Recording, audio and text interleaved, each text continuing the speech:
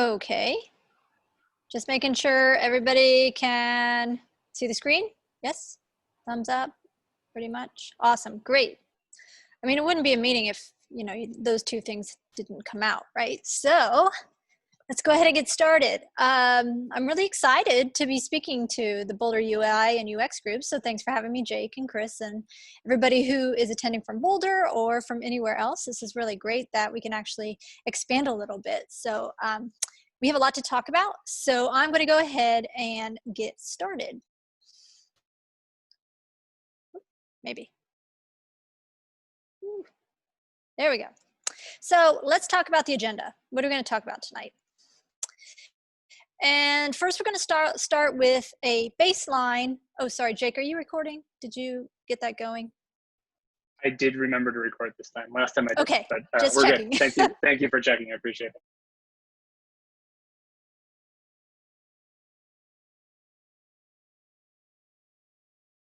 All right. We're getting a tiny bit of lag from you, Jen. Maybe you try turning off your video. Okay, going on. All right.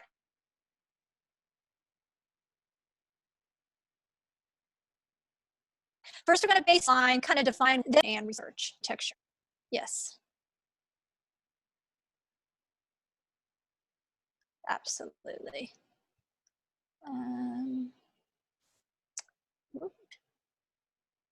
Sorry about that. I cannot seem to find it. Oh, it's over here. There we go. All right.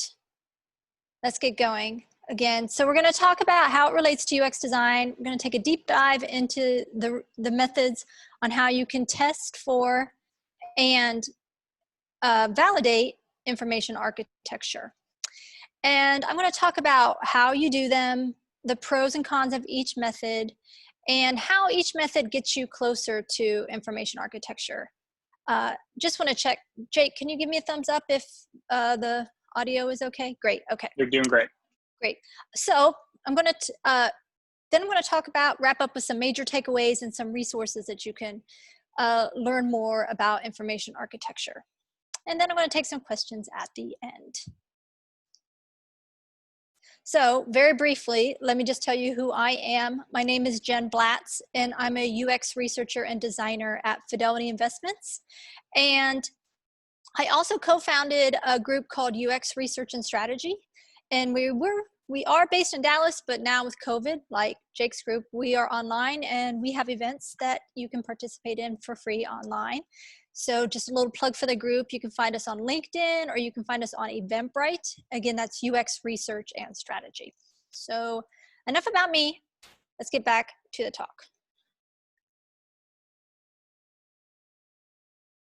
So first, let's level set with the definition of taxonomy or information architecture, or IA. I'm going to use those three terms interchangeably. And Wikipedia states that taxonomy is the art and science of organizing and labeling websites, intranets, online communities, and software to support findability and usability. In other words, it's not taxidermy, which is the stuffing of dead animals to put on your walls or your shelves. The IA Institute says that information architecture is the practice of deciding how to arrange the parts of something to be understandable. So I would say it's similar to the foundation of a house. You must determine where the rooms are going to be laid out before you start picking out the wallpaper. Taxonomy can also be applied to navigation, and that's probably where most of you are familiar with a taxonomy. And just notice how things are here organized on this page here. And notice the labels that they're used and how the mega menu has deals and then what's underneath deals. This is all a taxonomy. Even the organization of a grocery store is a form of taxonomy. Think about the last time you were in a grocery store. Were things organized in a logical way to you? Was the sugar and the cake mixes in the baking aisle? And think about the design of a page. Even the footer on the page is has organization to it. And we want to ensure, as UX designers, that we organize things that make sense to users. All of this type of content should be tested with users to ensure that it makes sense to people coming to your site or your app. Even here, where we're seeing some product comparison, the way the descriptions are structured would be considered a form of information architecture or taxonomy. Your ultimate goal as a UX designer or UX researcher or product partner or whatever you might be is to make sure that the information and structure of your site or product match the user's mental model. And when I say mental model, I basically mean a person's ideas or their expectations. Do not show your company's organization chart in your information architecture. I see this quite a lot in companies. And let me just tell you, customers don't care about your org chart, so don't do it. Customers have something in mind, and make sure the way that you organize information makes sense to them. So let's look at an example. I'm going to show you some different ways that fruit can be organized. Maybe you might organize it by the color of the fruit inside the skin. Maybe you're going to organize where the fruit comes from. Maybe you're going to organize it by the shape. Look here, we have round fruit, we have oval fruit, and we have got a funky fruit, all kinds of different sizes and shapes. And then finally, maybe you think about fruit, whether or not you normally eat the skin or what the skin's texture is like. Maybe you would have organized these pieces of fruit in a totally different way. And that's why we ask our users to help us determine the IA of a product or a site. And that's why we're here today, to talk about methods that you can use to identify and test your IA to make sure that it works for users.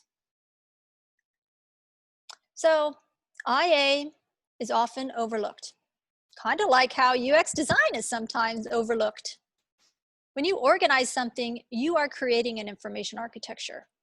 And when you organize elements on a page, you are creating the UX design of that page. So see some similarities? Like I mentioned before, IA is like the foundation or the blueprint of a house. You've got to know where the rooms are. Make sure there's some closets in those rooms. And don't start picking out the wallpaper until the walls are built and you know what types of rooms they are. You don't want to put chicken wallpaper up in a bathroom. I personally don't want to put chicken wallpaper up anywhere, but hey, each their own. Your goal is to help users complete tasks and find information. And as a UX designer, you want to provide a good journey. Make sure things are findable. So you need good IA to guide the user through that experience. Like user research, information architecture is a piece or discipline that falls under that UX umbrella. You don't have to have good visual design skills to define a good taxonomy. It does help, however, to be able to conduct unbiased user research to help define the IA. A UX designer can and should be involved in understanding the IA and helping to define it. Having the context of why users expect a product or site to be organized in a particular way will help you build better experiences. Okay, so now let's talk about how you can go about defining information architecture. And there are a few methods one can use to build toward and to test to get to a place where you have good IA. Some testing methods include card sorts, a tree test or a treejack test, and a usability test. We're going to start with taking a deep dive into the most common method of defining IA, and that's a card sort. And a card sort is when you get a participant to organize the topics in a way that makes sense to them.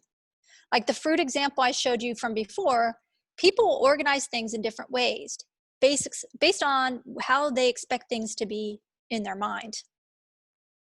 And there are three main types of card sorts: open, closed, and hybrid. So let's really quickly look at each. An open card sort is when you provide no categories and you have the participant not only organize topics, but also give those buckets that they form a name or a label.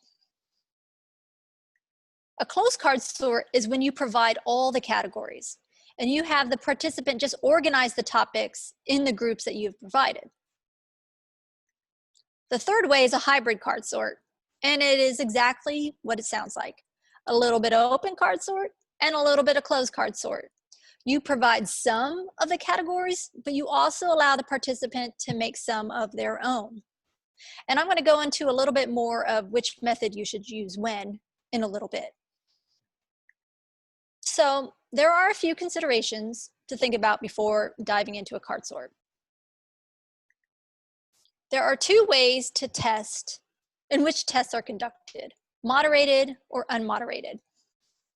Moderated is when you conduct the card sort in person. And unmoderated is usually done online, and you can do a moderated online too, but generally when you think of unmoderated, that's done online. The participant in an unmoderated card sort, the participant completes the activity on their own time and then just submits the results for you to review. When you conduct an unmoderated card test, there is no interaction between the participant and the person who is conducting the test.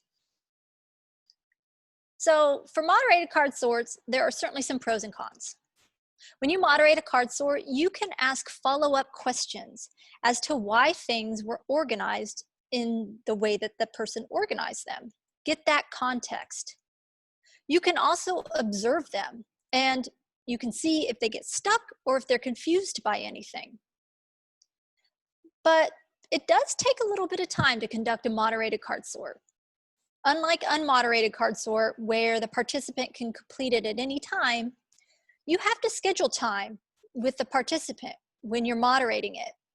And coordinating schedules can be pretty tricky. So there are some good things about it unmoderated, or just having that person do it on their own time too. You don't have to schedule any time with the participant, so they can do it at any time they want. And you have the potential to pull from a large group of people. You're not limited to people you know geographically or that you know. So you can get people to work on your card sort from any location in the world if you're conducting an online study.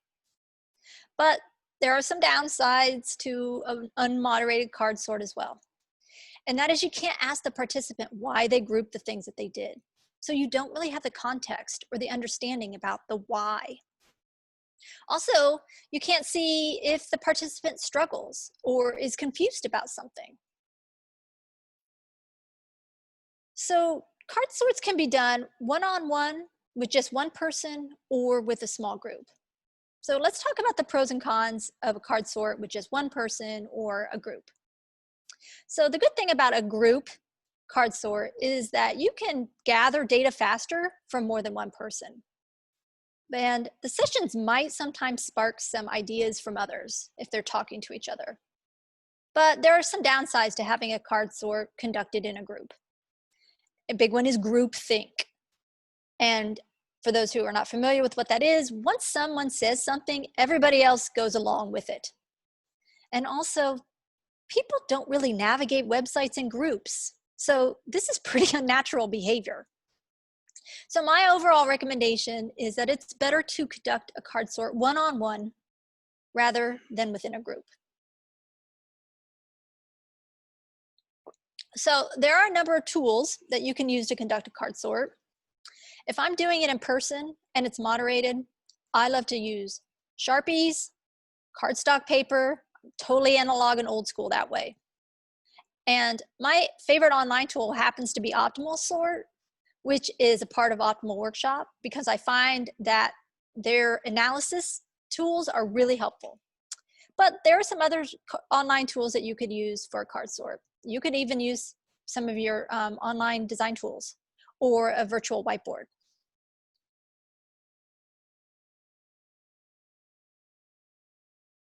Again, if I'm doing a card sort in person, I like index cards and things typed out and either printed on those cards or taped on those cards. And I like cardstock because it's just a little bit easier for people to handle. And there's been times I've even used self-adhesive labels. So I print the topics out on labels and just stick them on that card. Works totally fine. And you can also handwrite them, but you might want to consider that your handwriting is not great. I know mine isn't, so I don't like to handwrite my own cards. And I try to limit the number of cards for them to organize to around 50 or 60. Any more than that, and it starts to become overwhelming.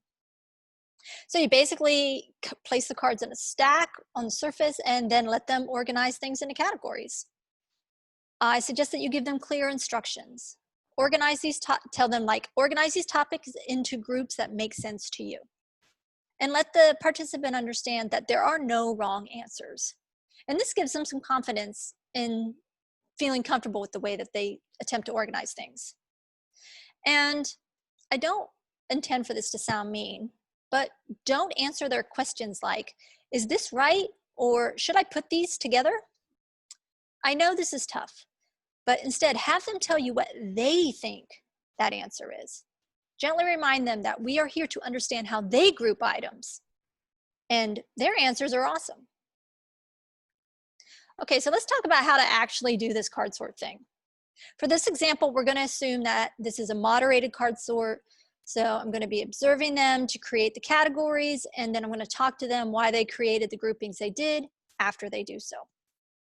So first thing you need to do is determine what you're going to test. Determine the list of topics that you want to test.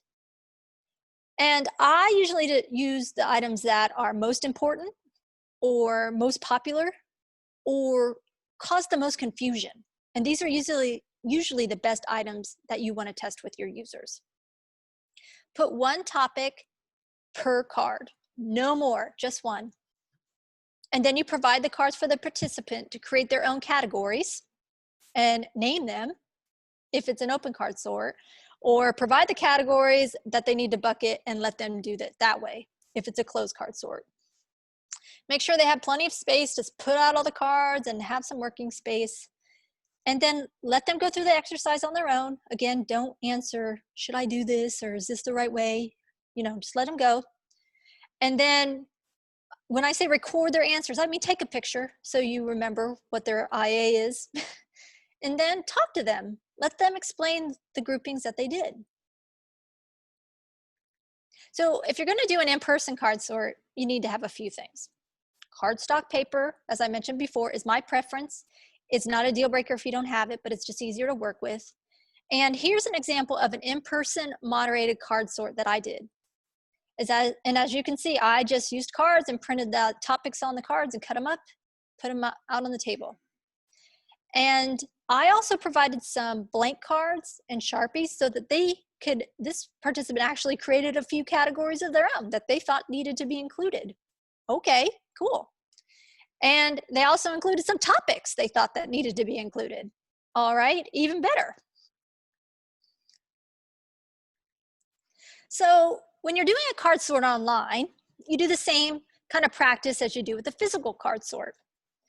You determine if it's going to be open or closed or a hybrid.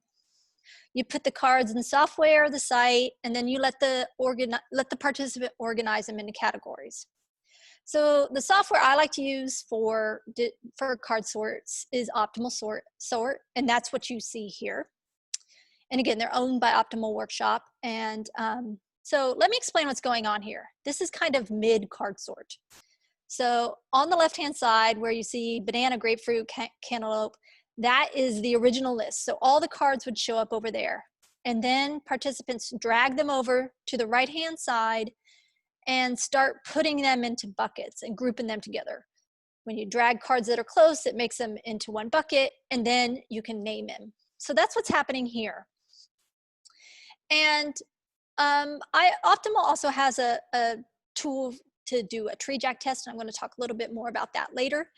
And I don't want to officially endorse Optimal Workshop because, they're awesome, but they are awesome. I just will say, this is my tool of choice when I'm doing an online card sort. So remember, the whole point of a card sort is to have people organize topics into groups that make sense to them. So let's do a deeper dive into the 3 types of card sorts that you could do. And let's first talk about an open card sort. So like I said before, you provide the cards, but you don't provide the categories or the buckets. First, they make the groups, and then the participant names each group. And they name it in a way that makes sense to them. And so you use an open card sort when you aren't sure what the labels should be and you want your user to tell you. But you would not use a open card sort when you're pretty clear what the label should be and it's pretty obvious. So the benefits of using an open card sort are that users give you the labels. And so when you're building your navigation later, you might use these labels as the labels in your navigation because you know that that's what the users understand these things to be. And they might come up with some labels that you weren't even thinking of, which is really cool. So this is a test of just words, and you'll have more confidence that they have an understanding of the groupings if the participant comes up with their own labels. But on the flip side, there are some downsides of an open card sort. People might create some funky buckets. Give them some names, you're like, no, I won't call it that. And there can be a lot of analysis with many categories that people create. One of the last card sorts I did, people created over 800 buckets. Now that's a lot to analyze. Though many of the buckets are similar in name, so that kind of helps you be like, okay, this makes sense. So for the fruit example, somebody calls it berry, berries, berry with a big capital B, berries with a small b. Okay, these are all kind of the same thing. So that helps you. This is the berries category. But another con of kind of the open card sort is there is more burden on the participant to come up with labels on their own. So it might take them a little bit longer to complete the card sort.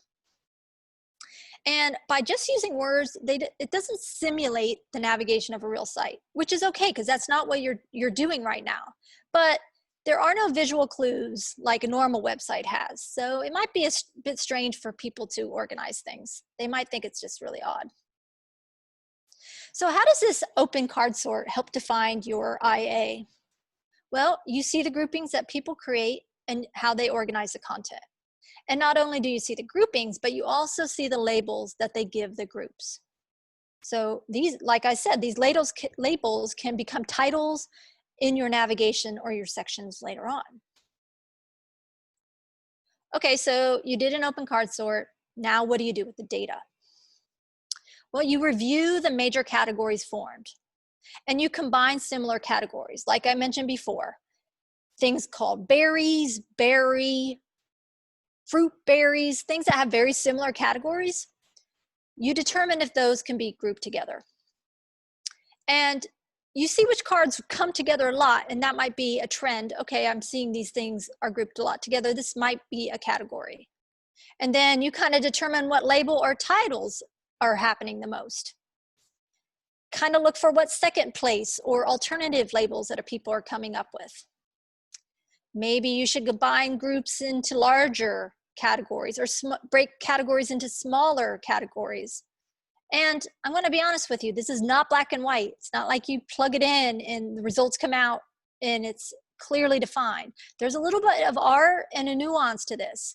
So you are going to have to kind of look at the data and play with it a little bit, not manipulate it, but see what trends are emerging from the buckets that have been formed. And it helps to validate what's going on by following up with a closed card sort or a hybrid card sort. And once you determine the topics and what they roughly fall into each category, you share your insights with your team, and then you determine what other further testing you want to do to further validate your IA. So now let's move on to the next type of card sort, which is a closed card sort. Again, a closed card sort, the participants are asked to group topics and content from within your website or whatever it might be into the categories that you give them. And this works best when you're comfortable with the labels on the categories and you know what they should be called.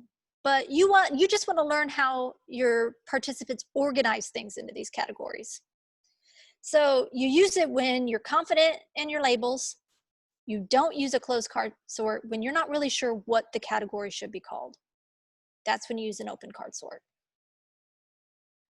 So there are some good and some bad things about a closed card sort. And one good thing is it's actually easier, a little bit faster for people to organize your categories or your topics because they have all the buckets they all need to go into. So it's a little bit easier on the participant. And there's also less categories to be created because you've already give them those. So your analysis will be a little bit easier than it would be with an open card sort. Like I mentioned, those 800 categories getting created. And then finally, you're getting closer to confidence in that the words and the labels make sense to your potential users. But there are some cons to a closed card sort. People might call those categories something differently, and you will not know this because you've already provided the category titles. So if it strikes them as odd, they might have called it something differently. You won't know. And it still takes a little bit of time to organize things, but that's the way it goes. And like the open card sort, this activity doesn't simulate going through a real website, which is totally fine, but there are no visual clues like you have on a website. So how does a closed card sort help you define your IA? Well, it gets you closer to confidence that you're organizing things that make sense to users. Because now they've had the categories they've formed, and now you're seeing, okay, this is where they're putting the things. And so what I would recommend is you do an open card sort first to help you get some labels. Now that you've got some labels and some basic categories and you have some assumptions and a hypothesis, then you conduct a closed card sort to validate if you're going on the right path. So this process is similar to an open card sort in that you review what topics people put into each category. You determine which cards are together the most frequently and how often these cards kind of appear together. You see what the second place choice might be and what other ways people organize these topics. And again, it won't be black and white. Not everybody's going to put all the same things in the same categories just because you provide the categories. So there's a little bit of interpretation, analysis, and nuances into interpreting the results of a closed card sort. And once you've determined which categories fall into, or which topic falls into each category, this is again when you would work with your team and determine what further testing you'd want to do. So for the fruit example, if you had a pretty good idea of what the user called the groups, and what you really want to know is how they would group them together, you would use a closed card sort to help them sort the topics. You already know the top categories or what they're going to call it, but you just want to kind of know where they're going to group them. And then finally, let's talk about the final card sort method, which is a hybrid. And that's when some categories are provided for the participant to put into buckets. And they also have the ability to create their own so that they can make their own categories that make sense. So when would you use a hybrid? Well, you would use it when some categories are so simple and already determined that you know that these buckets exist, you know what they should be called, and you don't know all the categories, but you know some of them. Like say, for example, contact us. You can make that be an established category and provide that for them because you don't need to have a different label for that paradigm. But you wouldn't use a hybrid method when you are not confident in what these categories should be called. When you're not confident, you would use an open card sort. Or if you are completely confident in what the label should be, then you would use a closed card sort. So there are definitely some benefits to a hybrid card sort, and that is by providing some categories does move the card sort activity along a little bit faster because some of the buckets are already created. It confirms that easily understood categories are correct. That is, if they put the cards in there that you think they're going to put in there. And it allows some flexibility to see how the participant might structure some of the content that you're not quite sure how they should group them or what they should be called. It allows some flexibility around that. But on the flip side, if the established categories are not correct, if you've given a label that doesn't make sense, this could be a problem and this could skew your results. And sometimes people don't follow directions and they put all of the cards in the established categories and they don't make new ones. I have seen this happen. It's not great. So be aware that this could happen. So in some ways, the hybrid card sort combines the best of the open and the closed card sort worlds.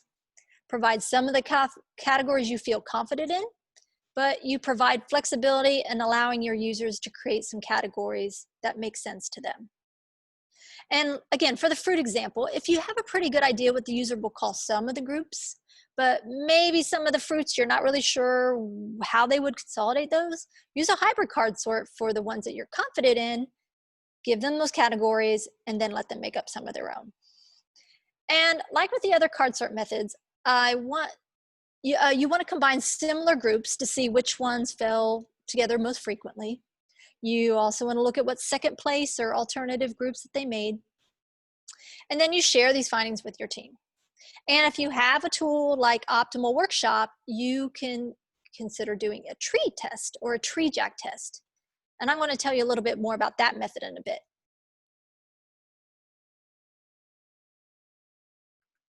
So remember those fruits I showed you a bit earlier? Well, I conducted a card sort of my own to see how people would organize those. And I found some very interesting things. I used Optimal Sort and had the test open for about a week. I got 101 complete responses. 67 people did not finish or they abandoned my card sort. Boo, boo, hoo. But that's okay. That's to be expected. You get a lot of drop off on things like that. So from the completed ones, people created 491 categories. That's a lot. But with a tool like Optimal Sort, you can combine similar ones and it kind of helps you along. And that by doing what they call standardization in that tool, I got it down to 287 categories. Still a lot, but that's much better. And that was just with the first round of combining similar things. So I combined similar things like I told you, like berries, or there was groups created called apples. So if they had apple with a big A or apple with a little a, or apples with an S, or apple fruits, you know, and they all had the same cards, okay, we can combine these.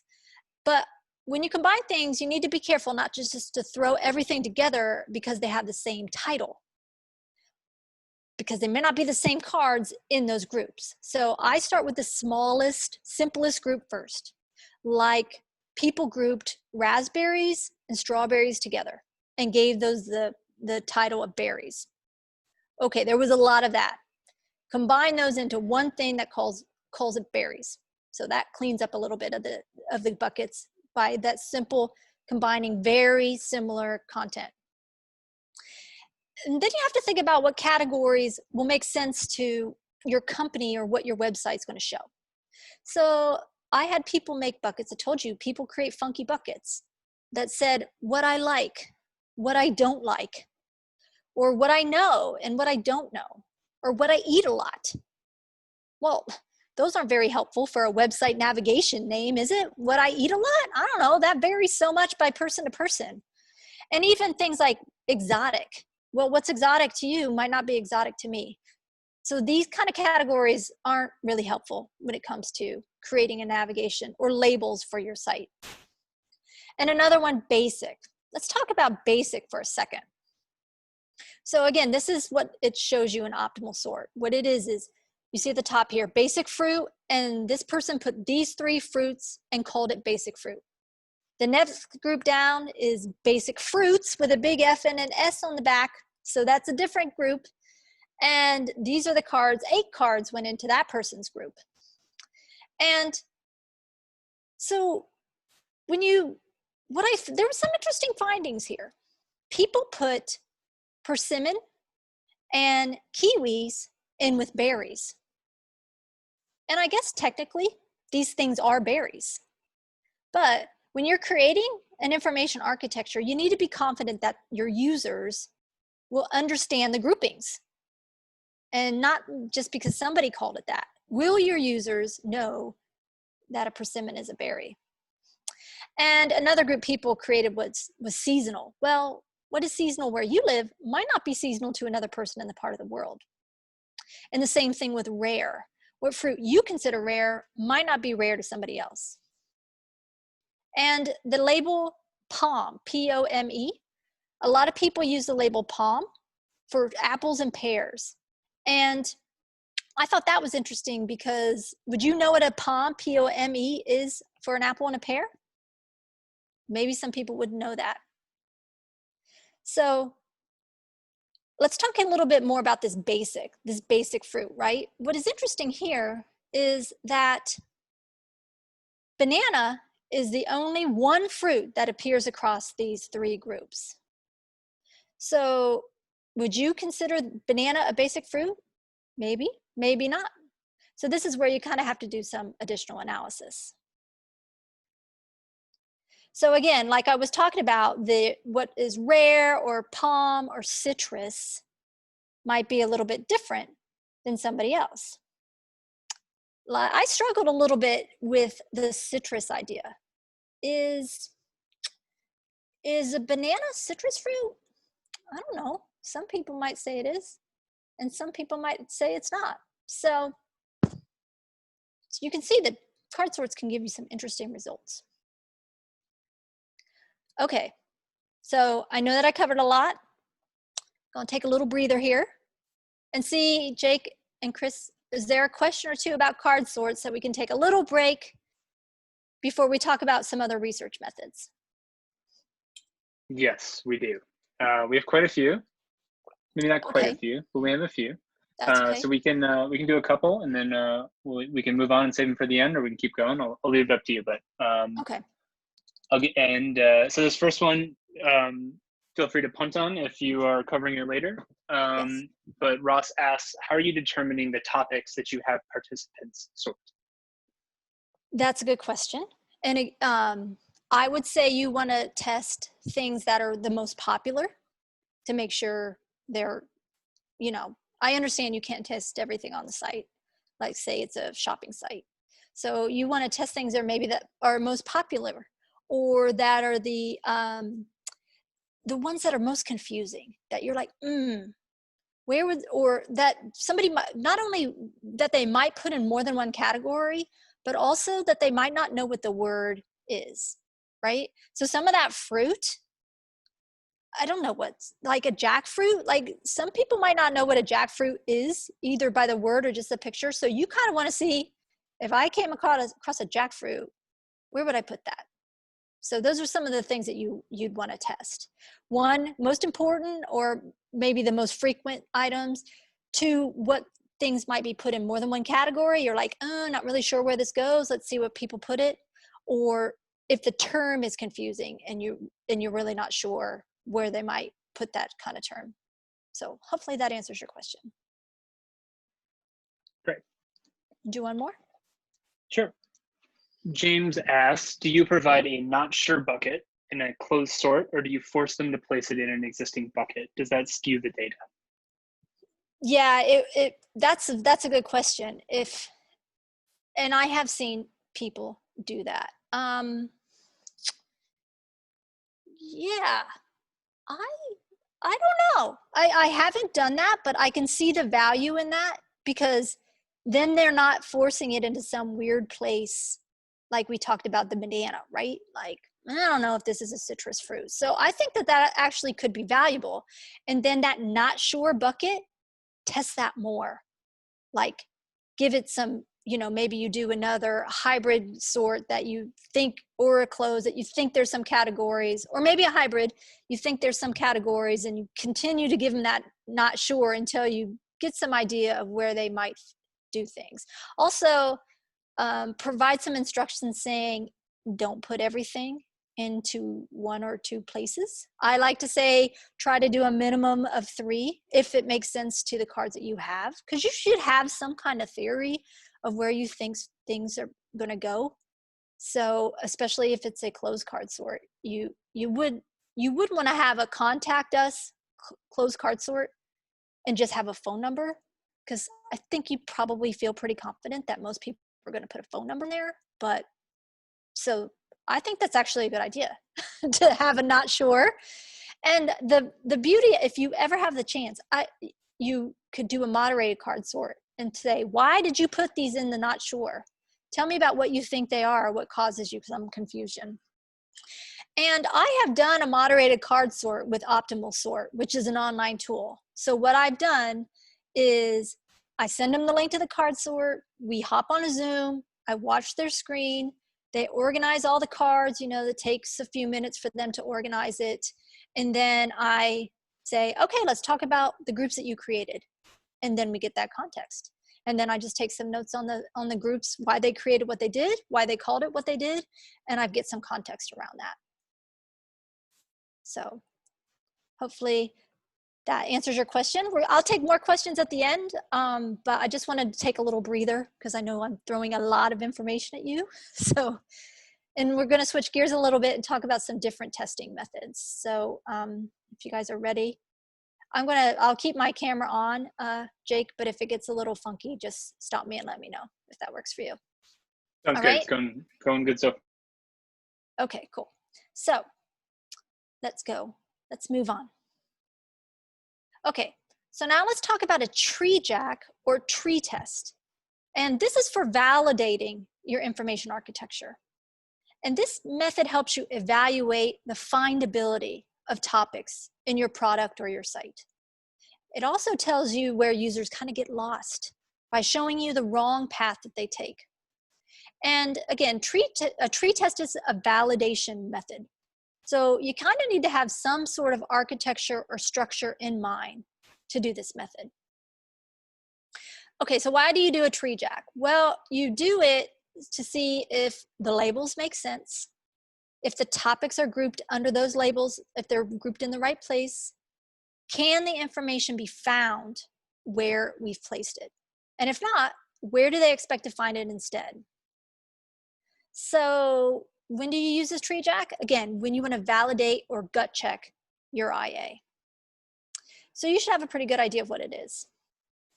And this is a follow-up method to after you do a card sort. So you kind of would do the card sort first and then you would validate it with this. But you wouldn't do a tree jack if you don't have a lot of confidence in the IA. And you also wouldn't do it when the clues, like the visual clues, like the way it's laid out on the page are really important to findability, because a tree jack is just clicking into words.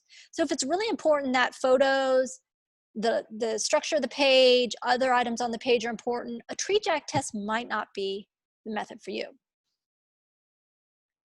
So there are a number of pros and cons to a tree jack test. And the good thing is you validate if the IA works through tasks or topics, not just by having people organize things into categories. And it shows how many people can find things through your structure. And through the methods we talked about before, this is the first time people actually go hunting for the info through a task. So topics can be several layers deep, where before you were just having people group things into one bucket, but now they're kind of going a little bit 1-2 child pages deep, potentially down into the navigation. And you're trying to see if they can find it and go hunting again. And basically it goes to show where they're trying to find the info. And if they go down a different path, you'll see this in the test results. But there are some challenges when it comes to conducting a tree jack, and there are no visual clues, like I said, buttons, images that can guide you through that experience. So if those elements are really important for findability, then this may not be the test for you. And since most tree jacks are unmoderated, because you're using an online tool generally, you're not always going to get the context as to why they chose the path that they did. And so it only really has a lot of one answer. You can provide more than one successful place, but you don't get to give them a lot of options as to where they would go. And I have one more challenge when it comes to conducting a tree jack test. And this method is really easily done with specialized software. Like I said, Optimal Workshop has it. UserZoom's another tool that has tree jacks. But if you don't have those tools, it's really kind of difficult to do a treejack test. So you kind of need the software to do this. No cardstocks and Sharpies are not going to cut it for this test, unfortunately. So let's talk about how this works. So first, you need to kind of determine the hierarchy of the things you want to test. So you need to know the child-parent relationships.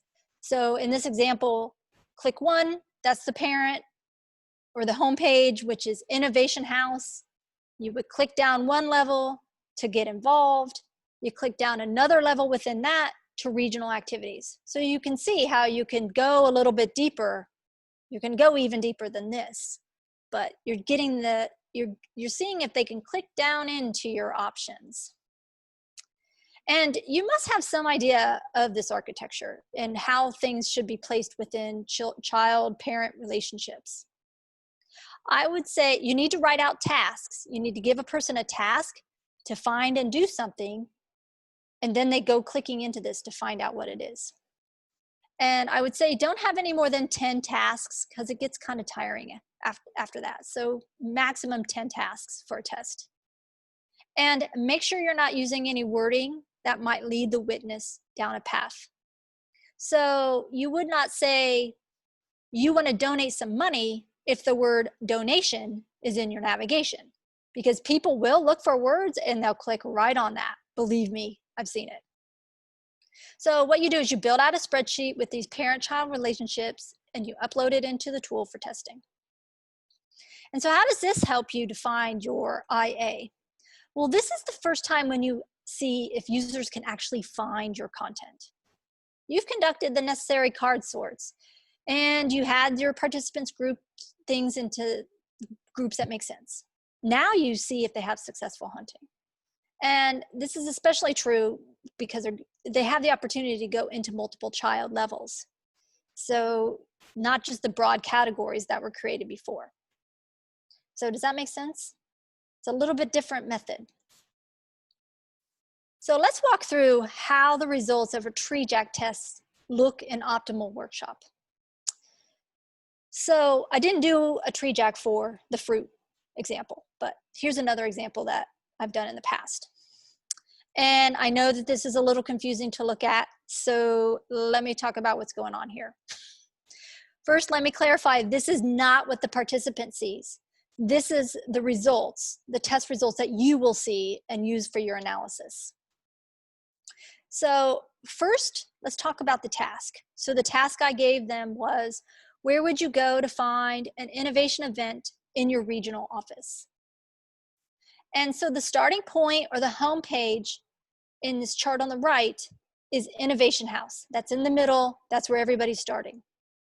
And then the next round or the child page is the next link of circles right outside of that. So the first child page outside of Innovation House is resources, get involved, current projects, news. Those are the child pages. And then the child pages after that link off of that circle. So for me in this task, I defined 2 success places, and that's where the green arrows are. So activities calendar or regional activities. So the green paths are where the person went down a successful path. They started on Innovation House, they then clicked on Get Involved, and then some picked activities calendar and more picked regional activities. The bigger the circle, the more the people went down that path. So hopefully that makes some sense. As you can see, some people went down some other paths, the wrong paths. And I say wrong because I did not indicate that those are where people should go, but people still went down some of those paths. And those are the reds and the blues that you see here. And the good thing here about my test is that more people went down the successful path than didn't. So my IA might be going in the right direction. But a lot went down that current projects path. So, I'm wondering, should I put them there too? Or I kind of wonder why they went down that path. And I don't really know, but you could restructure things to test again to see if you're getting closer. So I have a quick quiz. Does anybody see any errors here? Everybody's leaning in really close. People went down the correct path, but according to the color scheme, actually only 1/3 went down the correct and 2/3 went down the incorrect. That's a good point. Yep. Anybody else see anything wrong? You asked where would you find an innovation event, and then that word innovation was also in Innovation House. That's true. Not so bad there because that is the homepage, but that's a good point. And you're on to something. You're on to something big time, which is regional innovation. office. Or regional. Yep. Innovation where you want people to send, nobody went there. Right, but they could have, because they could be looking for the word innovation. That's a very good point. But my task says regional office, and the success path says regional office. So I led the witness by giving them that word.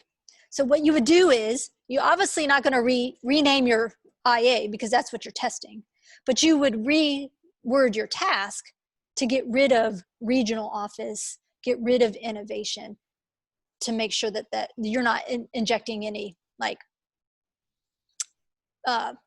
leading words. Does that make sense? Does that make sense to anybody? Yeah. Okay, cool. So let's talk about what you do with the results from a treejack test.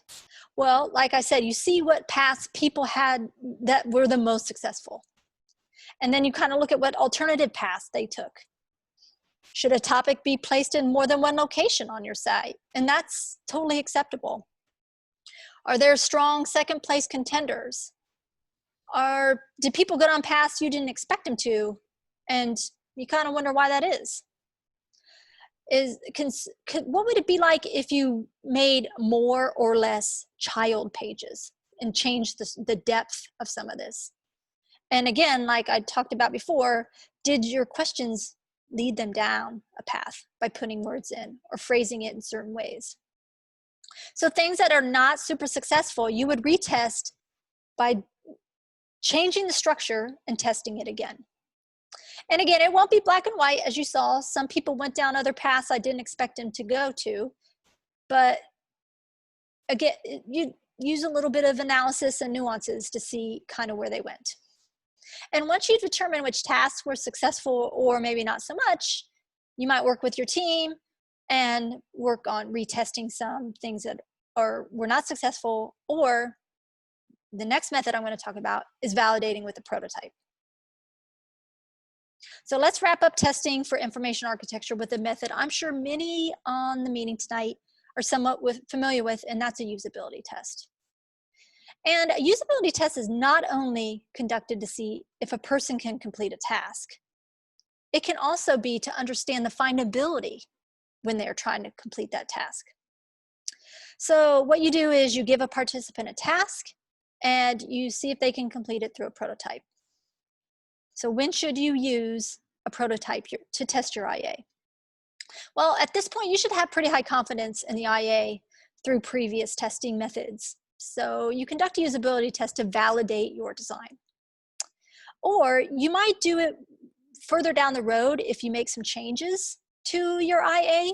This might be a good time to make sure, because sometimes in the future, there might be a new option, and you're probably not going to do a new card sort and retest the whole information architecture unless there's huge changes. So you might do testing for your IA through a prototype to make sure that they can find the new things or find the things that you moved around.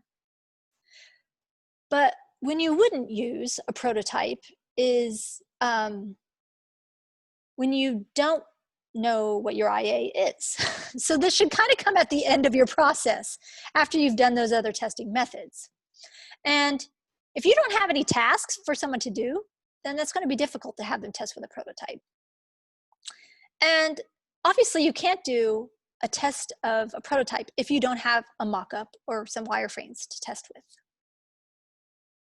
So the good thing about a usability test is now that you have the visual clues that might help your person navigate through a site, and your design is closer to real activities that might be conducted on a site. Plus, you might even find some other issues like usability issues or content issues during this testing for IA. And finally, since you've conducted the other usability tests, this is a great way for you to see if they go around into some other locations. But like I said before, you kind of need a prototype to do a usability test. And you need to be careful not to include leading and biased questions. That could bring you some poor results. And like many of you know, sometimes if you don't test with real tasks that your participant would actually do, it might feel kind of weird. So I recommend that you do give, when you are conducting usability tests, give them tasks that they're actually going to do. So there's a number of tools that you can use to create mock-ups and to do a usability test. And I'm sure many of the call are familiar with some of these tools, so I'm not going to do a deep dive. It just gave me a chance to put this cute pug on the page. So let's talk about the process. And I recommend that you work with a researcher to help you come up with a research plan. Determine which items you want the participant to find. I recommend that you limit the tasks to no more than 6 because they start to learn the interface after a while once they've been clicking around. Determine how you'll word the tasks so you don't bias and lead the witness like I did on that last one. And have a coworker double check to make sure you're not injecting any bias into those tasks. Determine how you'll word the tasks and have it double checked. Also build out the prototype with all the paths that that person might take. And ask the participant to complete one task at a time and record where they go. Record their reactions, their comments, their wrong turns, their concerns, all of this stuff. You get the context through that think aloud process where I hope some of you are familiar with when somebody's going through a prototype or something. Say, think aloud, tell me what's going on in your mind. This gives you an opportunity to get a lot of context as to what's going on, which is research gold. So how does this help define your IA? Well, first it confirms that all the things can actually be found. It also confirms that users understand your labels enough to find the things. And usually you're conducting a usability test one-on-one, so you can see where they struggle, where they hesitate, and you can also get that context around those places where they struggle or have difficulty. And you can use the same prototype for other testing, so that's a win-win. So after the test, what do you do with the findings? And there are many things that you think about, or what you did with the treejack study. And where did they go the most? What alternative paths did they take? What were some second place contenders where they went? Should they be placed in more than one location? Are the paths they took what you expected them to do? What would happen if you changed some labels? Or what would happen if you changed the location of things on the page? So you would retest some of those tasks that maybe were questionable, that people struggled with. And I'd say that once you've kind of gotten to this process, you've done all the other research, now you're really, really close to a strong IA. Okay, so you've done all this testing. What do you do? Well, each level of testing is refining plus validating with users. Conducting this research gets everyone out of the assumption zone and makes sure that the information architecture on the page or site makes sense to users, not just those who are involved in building the project. You want to have confidence that your wording makes sense to users, and this is why you ask them to select labels in an open card sort. And it's good that items have been tested without the page structure and the visual guidance so that you can see if the words and the labels actually make sense. And you conducted a treejack test to make sure that your words open the door, in a sense, for the user to continue their journey on findability. And then you tested your designs with a prototype, this time bringing in those visual clues like the location on the page and images and buttons to guide that user through. So as you can see, you've done a lot of testing and validation with users to build the navigation and the site. And You've done a lot of work to make sure that the blueprint on the house makes sense. The rooms are all accounted for. You know where the electrical wires and the plumbing are going to go. You've given your website or app a product a strong foundation upon which to build. So I would peg you as an information architect superhero. But before I wrap up, I want to point out a few resources where you can learn more about information architecture. Let's talk about some important people in the IA world. Richard Sal Warman is credited with coining the term information architecture in relationship to the design of information. Peter Morville and Lou Rosenfeld wrote the Bible of information architecture, and it's called The Information Architecture for the World Wide Web and Beyond. And Abby Cover is really a great information architect, and she also wrote a book called How to Make Sense of Any Mess. And here's some of those books that I talked about. Again, The Information Architecture Bible, which is also known as the Polar Bear book. I wonder why, probably because it has a polar bear on the front. Is a great resource for IA. And Abby's book, How to Make Sense of Any Mess, is a fun, light, simple, small book, easy read. The card sorting book by Donna Spencer is the go-to resource for conducting card sorts. She's a great person. She knows her stuff. And then Steve Krug's book, Don't Make Me Think Revisited. Hopefully some people maybe on the call tonight has heard of this book. Great book on making sites simple and conducting usability tests around that. So let's wrap up tonight's talk with hitting a few major points. Don't assume that the IA works, and don't overlook its importance. This is why you need to test to make sure that it works way before any design is ever started. Don't let time or high cost prevent you from doing some quick and dirty tests. Some user data is better than nothing. You can be scrappy if you have to and use paper cards and markers to test things. They work just fine if you don't have any of these fancier tools that I talked about. And the more ways that you test with actual users, the stronger your IA will be at meeting your users' mental models. And each level we talked about tonight gets you closer to a strong and confident information architecture. So you want to test whenever you add, take away, or modify your IA. And hopefully you feel a little bit more confident in doing some testing yourself, because I've got faith in you. I think that you've got this. Thank you very much. Does anybody have any questions? We have a few queued up. We can see how many we get to. One comment. Thank you so much for doing this. This is so awesome. And before we kick off questions, I just had like a eureka moment where I think the prototype, like the last method you talked about, is, at least in my bubble and where I've worked, that's like the go-to method. But you're testing so many things at once. You're testing usability. You might be testing visuals. If it's a full mock-up, you're also testing the architecture and so many things.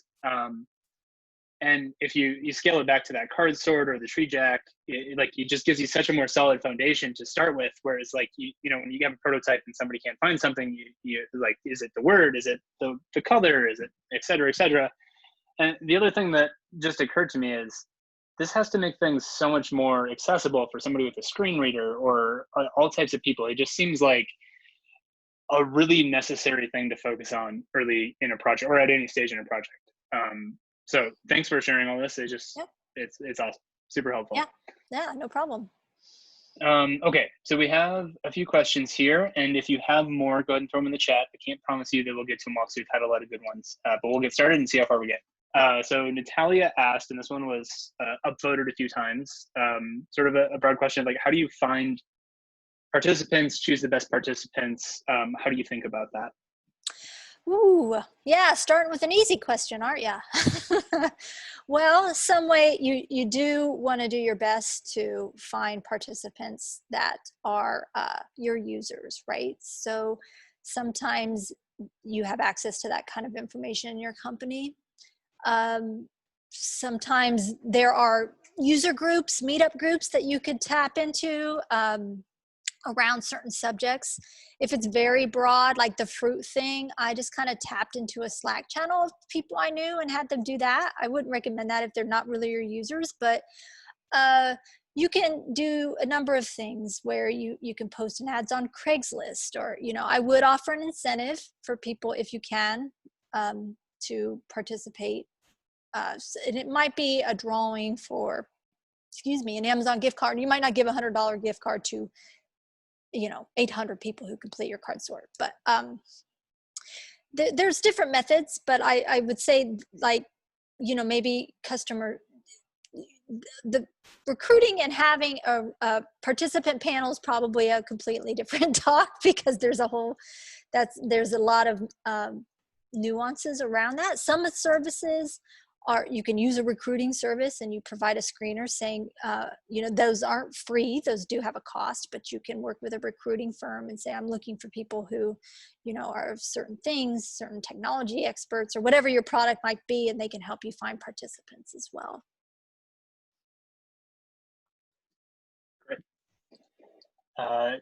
So this was in regards to treejack testing, or maybe more general, I guess. Taylor asked, if you want to compare two different titles for the same submenu, do you recommend using treejack testing? So I guess sort of getting on the topic of like A/B testing. And yeah, you certainly could. I have done that. Not for the test that I showed you, but for one, we wanted this particular item to see if we buried it a bit, if it could be found. So you could definitely conduct multiple tree jacks and see how it goes. You can definitely do an A/B test with a tree jack by adjusting your structure, either adjusting your structure or adjusting your wording to see which one is more successful. The good thing about a tree jack is it's a pretty quick process. It doesn't take a lot for a person to complete a tree jack test, just a few minutes. Card sort can take a little bit longer because maybe they're thinking about it a little bit more, where in a tree jack they're just kind of clicking down and then like, boop, I'm done, it's my last choice. So you definitely could do A/B tests for things like that, and I would recommend doing that, especially if something it fails miserably. Well, redo the structure and see, you know, test it again and again. But hopefully, see, that's why you kind of do those card sorts before, is you've had them organize things, so they should be able to find them, hopefully. Now, nothing's perfect, right? And I've definitely had some tree jack tests where I was like, oh, okay, this is not where I thought they would go. And they did, or they did not go where I thought they would. So, but doing that card sort beforehand, or the multiple card sorts, can kind of help you making sure that you're going in the right direction.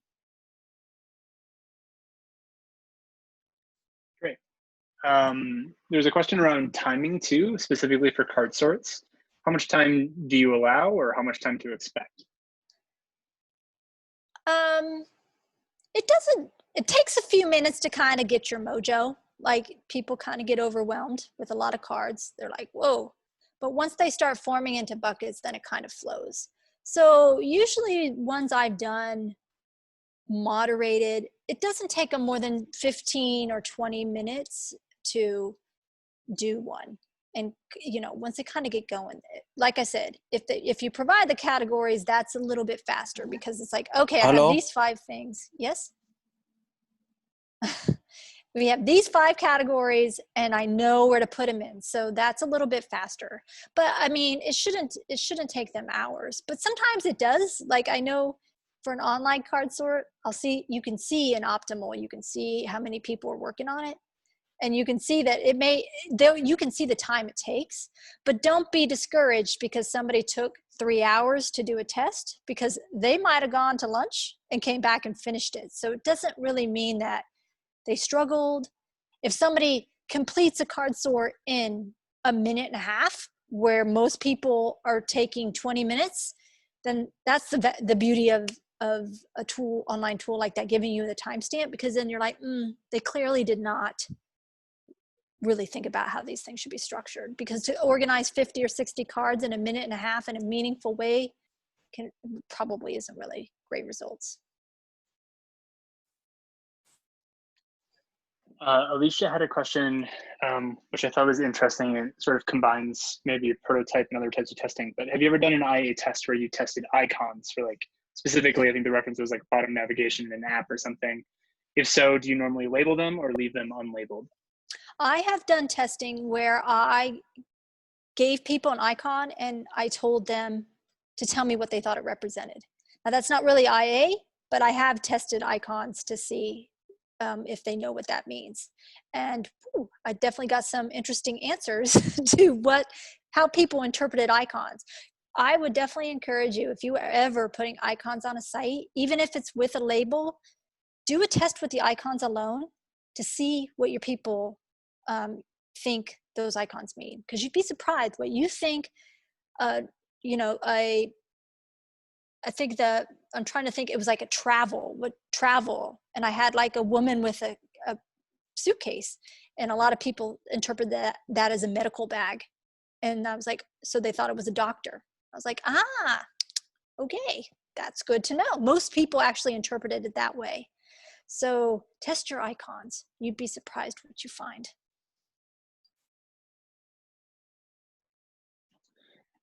So Ellen just asked one, can you also do a card sort for filter label categories? So like Sure. filtering, sorting. Absolutely. It doesn't have to be for navigation. Like I mentioned, there's taxonomies all around. A grocery store is a taxonomy, right?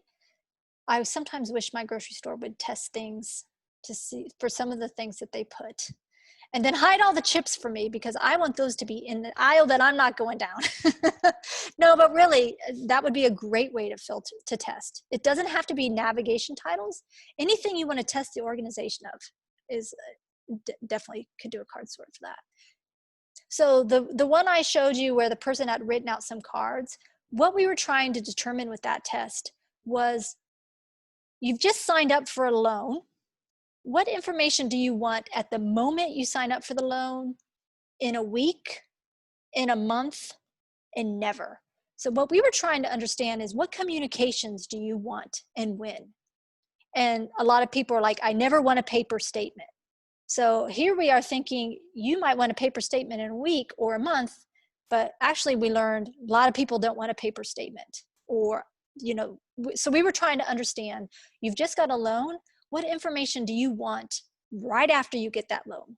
As soon as you get home in your email, what do you want in a week? What do you want in a month?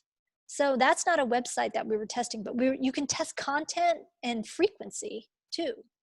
So there's another example of how you could use a card sort for something that's not really a website. That's really cool. That's fascinating. Never thought of it that way, but that makes a lot of sense. Helen has one. It's a bit longer. I'll read it and hopefully I represent it correctly. Helen says, I'm curious how you deal with it when your products are in a technical domain and the way you label products and features can be very complex and your users may not be fully aware of what that is. How would you approach methods in that case? She's a bit concerned without any context or context on the page, using a card sort can yield helpful insights. So I guess sort of, can you abstract the IA away from visual representations or organization for like a complex technical type product, or how would you think about that? Yeah, absolutely. I would recommend doing a moderated card sort.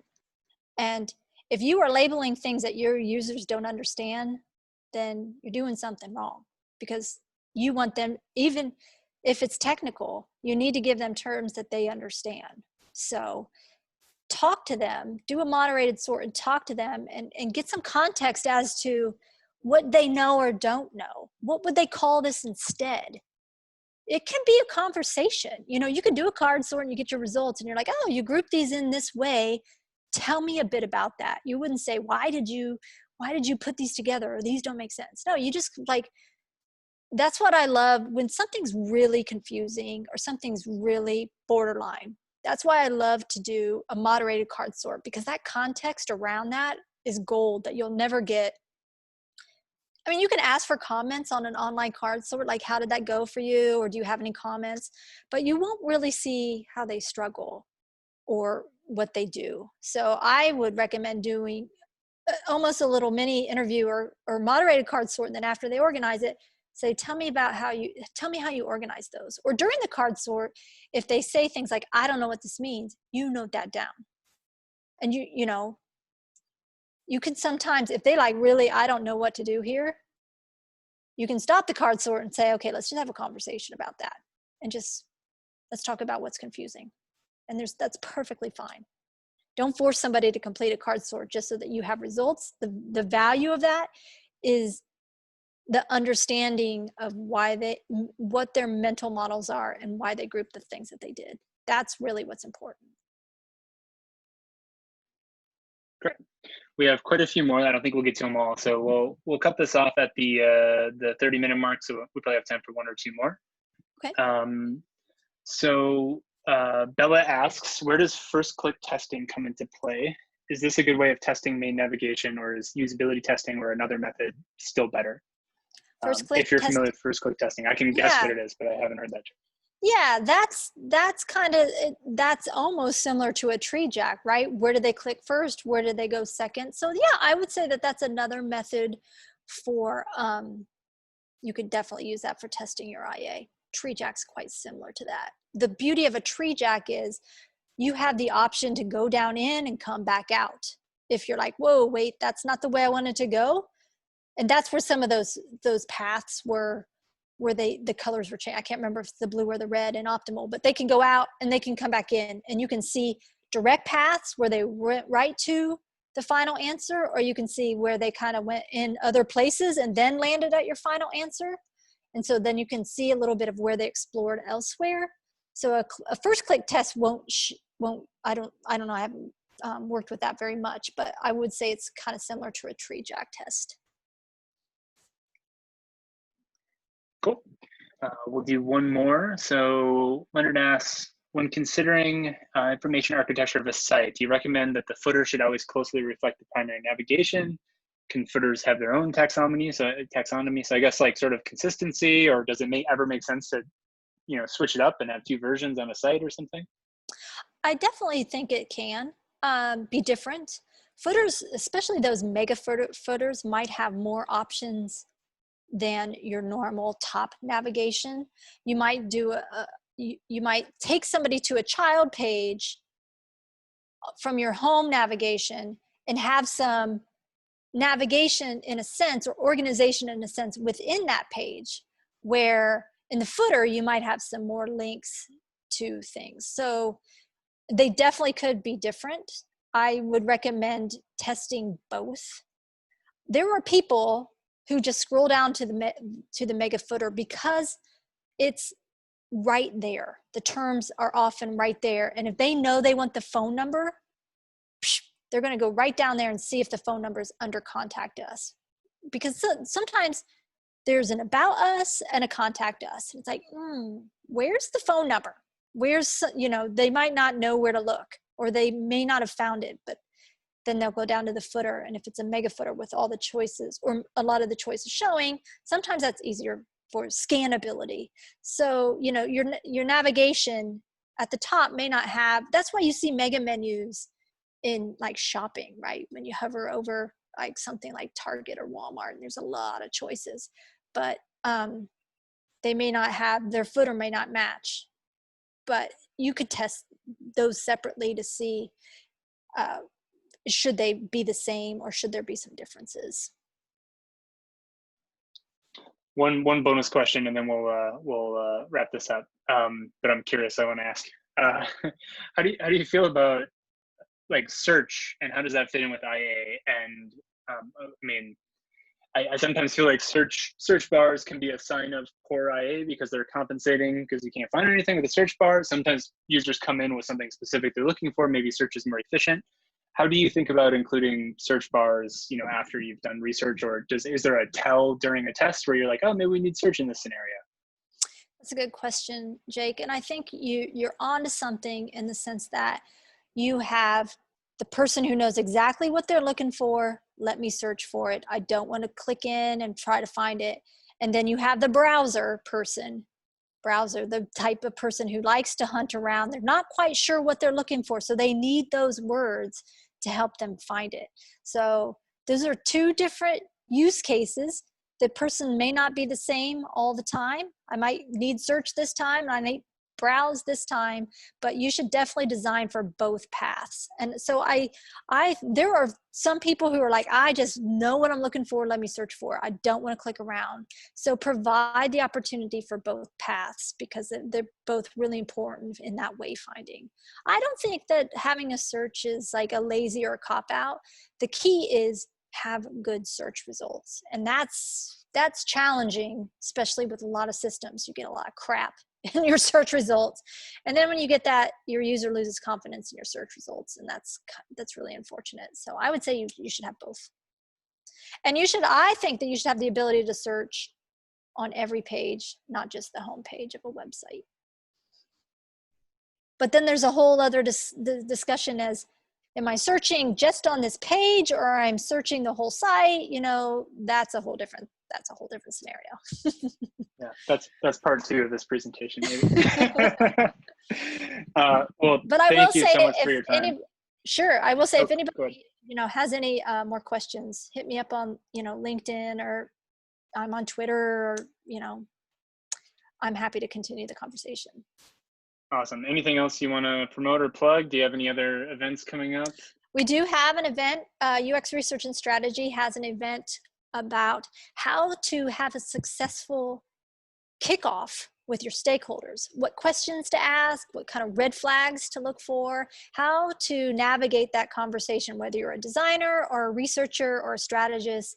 How do you go into that first meeting with your stakeholder to get a good understanding of what product they have, what their ideas are, and fleshing out, like, it can be, if you are a consultant and you're kind of like, do I want to hire this client? Or it can be that you're taking on a project and you need to understand the scope and the requirements and whatnot. So again, UX Research and Strategy is on Eventbrite. We're not on Meetup. And it's a free event on September 22nd, which is a Tuesday at 5 o'clock Central Time. So feel free to check us out. Or you can go to the website, UX Research and Strategy. It's also listed there. So join us. We love having more people, meet new people. Great. Thank you so much.